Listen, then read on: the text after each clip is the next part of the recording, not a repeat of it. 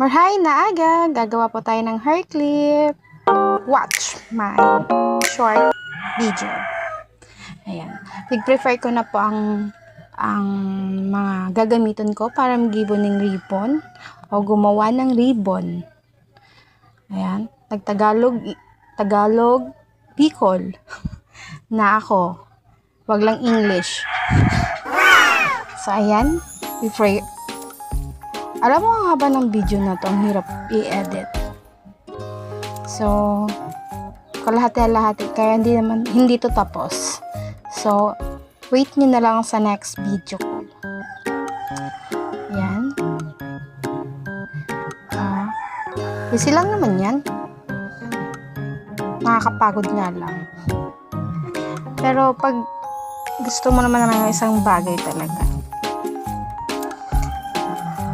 talagang ano yun? Ewan ko. Bala na.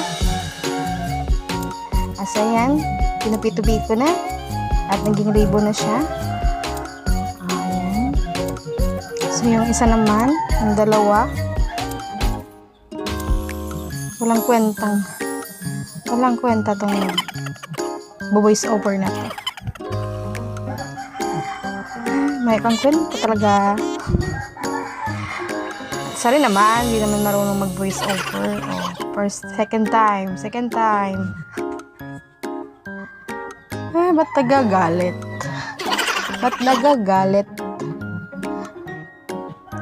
Inaway mo na naman kisali ng sarili mo. Ayun na lang ang magkakampi, inaway mo pa. So, ayan.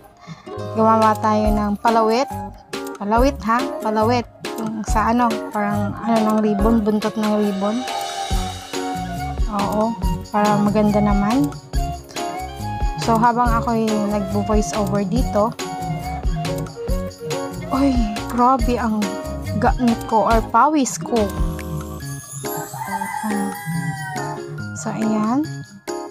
Tagalog, English. Tagalog,